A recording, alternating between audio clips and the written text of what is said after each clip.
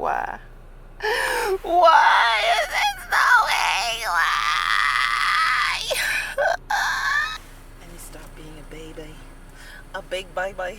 Anyways, I went to see an osteopath and it was my first time seeing one. I had an accident in October, a car accident, and I've been having some back pain and neck pain, and it's been really hard. Like, I Can't carry groceries. If I sit for too long, it's gonna hurt. If I stand up for too long, it's gonna hurt. When I clean, it's gonna hurt. and I had a lot of on my plate this semester. Like I was starting a master's, which took a lot of adjustment and reorganizing and stuff. And I was a research assistant and doing my own research project. It was a lot. And the thing is, my research assistant position, it was a lot of outreach. So that means that I was trying to like reach out to different community organizations or partners, trying to recruit people for the project. And it took over a lot of my time, like every day. Like, let's say there's an email or someone is available for a phone call, or I have to attend this like workshop to talk to people. So it took so much of my time and I was really stressed out about it. Deep down, I felt like it was too much and I needed to quit. So I could renew my contract in the winter, and I was having a lot of anxiety about it. And then this person, she's a white woman. She like this white woman who's also a research assistant. She decided to quit, to not renew her contract because it was too much for her. And it's just when she did it that I was like, oh my gosh, it's possible.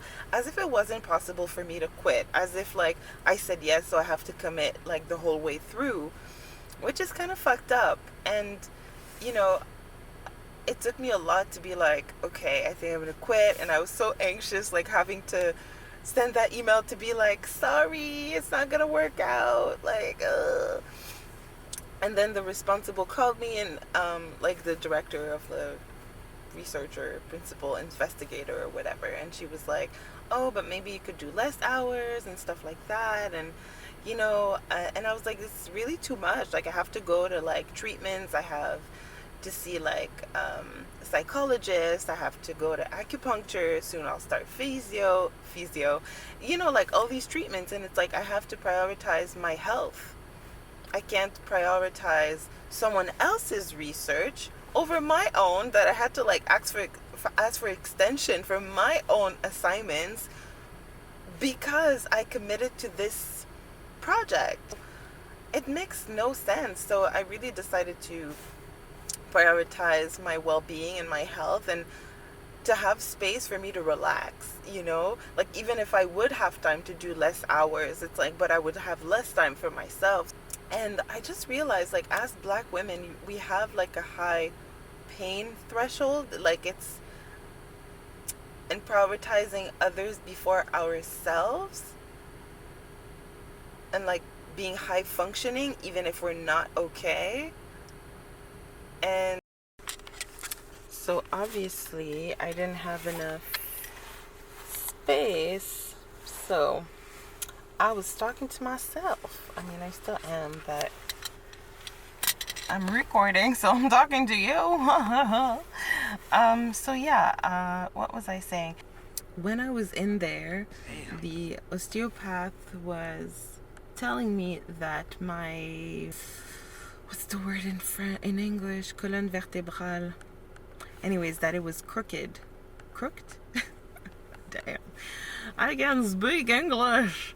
Yeah, so she was like, oh my gosh, you must be in so much pain. And it's just like, I realized, like, yeah, I was in pain, but I was detaching from my body and focusing on other things rather than focusing on my own well-being. And that's what I realized. The principal investigator, she was telling me that because I was at a meeting, like following my accident, even if I had my camera turned off and I was laying down and just like listening, She said that she didn't realize it was intense, right? Even if I almost died and I said that, but with my actions, by showing up for them, it was basically sending the message that it was trivial. And I think I did that also with my friends. Yeah. When it happened, it's like, oh yeah, it's an accident, whatever. I trivialized it. So then that makes it that other people don't necessarily take it seriously. And also because it's invisible, right? It's not like I have a broken arm and I have this thing, like, you know, the white thing to like support your arm. I don't know what that's called. Whatever. Like, it's not like I have those to show that I'm hurt, you know? Like, that would protect me and that would send the message. But it's like I have the responsibility to set those boundaries and be like, actually, I can't because, well, I'm hurt.